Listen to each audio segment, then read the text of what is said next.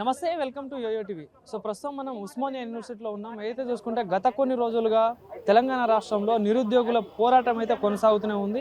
ఏదో చూసుకుంటే ప్రభుత్వం కూడా వారిపై స్పందించని పరిస్థితి కూడా కనిపిస్తుంది. ఏదో చూసుకుంటే వాళ్ళ డిమాండ్స్ ప్రకారం డిఎస్సి పోస్ట్పోన్ చేయాలి, ఒక 3 నెలలు లేదా 45 రోజులను టైం ఇవ్వాలంటూ కూడా వాళ్ళు ప్రధానంగా డిమాండ్ చేస్తున్న పరిస్థితి. అదేవిధంగా అటు గ్రూప్ 2, గ్రూప్ 3 అభ్యర్థులు, ఇంకోటి జియో 46 అభ్యర్థులు, ఇట్లా చాలా మంది కూడా గవర్నమెంట్ వచ్చినప్పటి నుండి వాళ్ళు ప్రతిరోజు ధర్నాలు కానీ వాళ్ళ డిమాండ్స్ కానీ అంటే ర్యాలీలు చేయడం కానీ అట్లాంటి చాలా జరుగుతున్నాయి. సో ఇదే నేపథ్యంలో చూసుకుంటే మొన్న రీసెంట్గా ఇక్కడ ఉస్మానియా యూనివర్సిటీలో కూడా చాలా మంది విద్యార్థులు ధర్నా కూర్చున్న పరిస్థితి కూడా చూస్తున్నాం. సో ఇదే నేపథ్యంలో చూసుకుంటే అటు పోలీసులు కూడా చాలా మొండి వైఖరి చేస్తుంది. సో ఇదే కాకుండా చూసుకుంటే వాళ్ళని అరెస్ట్ చేసి స్టేషన్లకు తీసుకెళ్లి వాళ్ళ మీద లాఠీ చార్జ్ చేయడం కూడా చూస్తున్నాం. సో ఇదే ఇంకా చూసుకుంటే అటు మీడియా వాళ్ళ మీద కూడా లాఠీ చార్జ్ చేస్తున్న పరిస్థితులు మొన్న ఉస్మానియా యూనివర్సిటీలో కూడా చూసాం మనం. సో చూద్దాం, ఈ రోజు కూడా చూసుకుంటే చాలా మంది పోలీసులు ఇక్కడ యూనివర్సిటీలో కూడా చాలా మంది పోలీస్ బలగాలు కూడా ఒక పెద్ద బార్డర్లో ఉన్నట్టు కూడా చాలా మంది పోలీసులు ఇక్కడ బందోబస్తుకి అయితే ఉన్నారు. ఎవరైనా వచ్చినా కూడా వాళ్ళని వచ్చినట్టు అరెస్ట్ చేసి తీసుకెళ్తున్నారు. వాళ్ళ మీద లాఠీ చార్జ్ కూడా చేస్తున్న పరిస్థితి కూడా మొన్న మనం చూసాం కదా. సో ఇప్పుడు మీరు కూడా చూసుకోవచ్చు విజువల్స్లో, ఇక్కడ చాలా మంది పోలీస్ వాళ్ళు కూడా ఉన్నారు. ఎవరైనా వస్తే అంటే ధర్నాలకు వచ్చినా కూడా వాళ్ళు ఏదైనా అప్పీల్ చేసుకోవడానికి వచ్చినా కూడా వాళ్ళని అరెస్ట్ చేసి తీసుకెళ్తున్న పరిస్థితి. ఇక్కడ చాలా మంది డిఎస్సి అభ్యర్థులు కూడా ఉన్నారు. వాళ్ళతో మాట్లాడదాం, మరి వాళ్ళ ప్రాబ్లమ్స్ ఏంది, వాళ్ళ డిమాండ్స్ ఏంది. ఎందుకంటే అటు డిఎస్సి హాల్ టికెట్ కూడా మొన్న రిలీజ్ అయిపోయింది, ప్రిపేర్ అవ్వాలని చెప్పేసి కూడా గవర్నమెంట్ నుండి చెప్తున్న పరిస్థితులు. వాళ్ళు మాట్లాడదాం, వాళ్ళు ఇప్పుడు ఎట్లాంటి స్టాండ్ తీసుకోబోతున్నారు, ఏం చేస్తున్నారు అనేది కూడా వాళ్ళతో మాట్లాడి తెలుసుకుందాం. సో అయితే చూసుకుంటే ఇక్కడ డిఎస్సి అభ్యర్థులు కూడా చాలా మంది వచ్చినా కూడా వాళ్ళని అరెస్ట్ చేసి తీసుకెళ్తున్నారు. ఒకసారి మాట్లాడదాం. మరి మనతో పాటు కూడా కొంతమంది ఆస్పిరెంట్స్ ఉన్నారు. స్వాతి గారు ఏదైతే చూసుకుంటే డిఎస్సి ఆస్పిరెంట్ కూడా వచ్చిన వాళ్ళని అరెస్ట్ చేసుకొని తీసుకెళ్తున్నారు. సో ఏం చెప్తారు? ఏం లేదన్న, ఆయన చెనగాన్ దయాకర్ ఎవరో మాకు తెలియదు. నిజంగా ఆయన ఎవరో ఈ రోజు ప్రెస్ మీట్ పెడితేనే తెలిసింది. ఆయన ఎవరో మాకు తెలియదు. ఇదంతా వాళ్ళు రచ్చ చేస్తారు అనవసరంగా కూడా. ఆయన ఎందుకు ప్రెస్ మీట్ పెట్టిండు, ఏదో ఎగ్జామ్, ఆయన ఎందుకు ప్రెస్ మీట్ పెట్టిండో మాకు తెలియదు అన్న. ఆయన ఎవరో కూడా మాకు తెలియదు. వాళ్ళు హాల్ టికెట్స్ ఇచ్చి మేము ఎగ్జామ్ రాస్తాం, మేమేం లొల్లి చేస్తలేం, చాలా నిరసనగా తెలుపుతున్నాం. ఆయన ఇప్పుడు కూడా ప్రెస్ మీట్లు పెట్టి మమ్మల్ని రెచ్చగొట్టుడు, అనవసరంగా ఇబ్బంది పెట్టొద్దని చెప్పండి మీరు. డౌన్లోడ్ చేసుకున్నాం, రాస్తున్నాం, ఇంకెందుకు మా ఏమడబడు అయిపోయింది కదా. ఎందుకు మళ్ళీ ప్రెస్ మీట్లు పెట్టడం? వద్దు, రెచ్చగొట్టొద్దు. నిరుద్యోగులను డిఎస్ అభ్యర్థులు ఏదో ఇచ్చినాం రాస్తురు, న్యాయమో అన్యాయమో అందరికీ తెలుసు, మాకు తెలుసు. మీరు మళ్ళీ ప్రెస్ మీట్లు పెట్టడం, ఆయన ఏం అర్హత ఉందో కూడా ఆయన నిరూపించుకోవాల్సి ఉంటుంది. ఇంకోటి ఏంటంటే ఇప్పుడు కాంగ్రెస్ ప్రభుత్వంలో రేవంత్ రెడ్డి పాలన మంచిగా సాగుతుంది, స్టూడెంట్స్ కి న్యాయం చేస్తాడు, రాబోయే రోజులలో స్టూడెంట్సే రేవంత్ రెడ్డిని సన్మానం చేస్తారని కూడా చెప్తున్న వ్యాఖ్యలు. ఏం చెప్తారు? సన్మానం చేస్తారో చెప్పులతో కొడతారో అది నిరుద్యోగులకు తెలుసు. మీరు ఏమంటారు, ఈరోజు లైబ్రరీలో చదువుకున్నట్టు వాళ్ళు ఉన్నారు, రేపు వాళ్ళ ఎగ్జామ్ అయిపోయాక బయటకు వస్తారు, న్యాయం అనేది తెలుస్తుంది. కాబట్టి పాలాభిషేకాలు చేస్తామేమో, ఎందుకంటే మేము గెలిపించుకున్నాం కదా. వాళ్ళకి నైతికత లేదు, ఈరోజు వాళ్ళకి న్యాయం లేదు, న్యాయబద్ధమైన కోరిక అని అందరికీ తెలుసు. ఇగో ఒక విద్యార్థి బయటకు వచ్చిందంటే పైసల కోసమే రాడు. మరి అట్లా అనుకుంటే మేము 3 నెలలు ప్రచారం చేసినప్పుడు ఎన్ని లక్షలు ఇచ్చిరు, మాకు ఎన్ని కోట్లు ఇచ్చిరా? మీరు బీఆర్ఎస్ వాళ్ళే చేస్తున్నారు అని కూడా మీరు వాళ్ళు గంగల దూకి సావండి. మాకెందుకు పూస్తున్నారు అసలు రాజకీయం?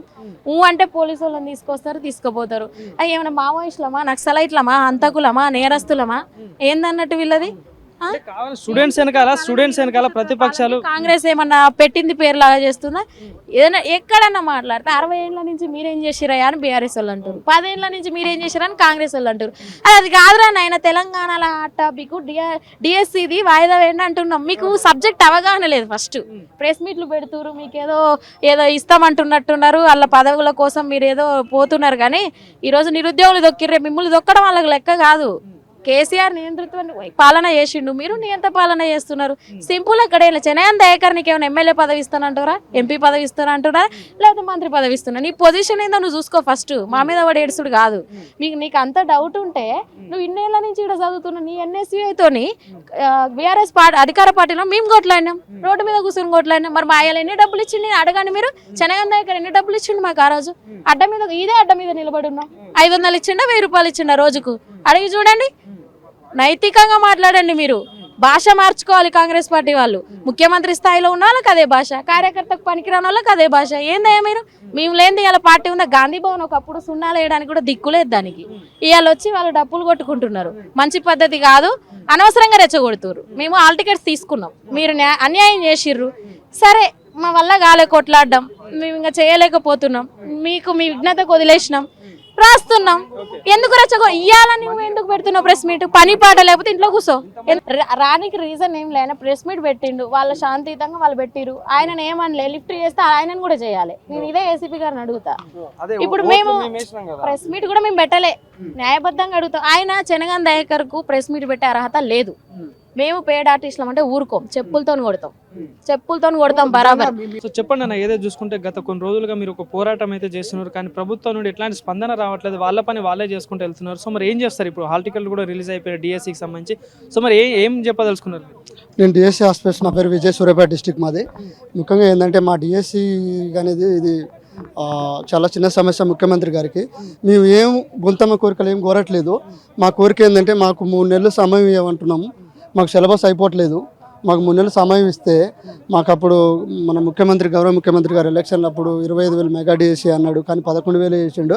అయితే 25,000 మెగా డిఎస్సీ చేయాలని కోరుకుంటున్నాం. ఇంకో సమస్య ఏంటంటే మన టెట్ ఎగ్జామ్ అనేది ఆన్లైన్లో పెట్టిండు, కానీ ఆన్లైన్లో పెట్టినప్పుడు నార్మలైజేషన్ చేయకుండానే రిజల్ట్ ఇచ్చారు.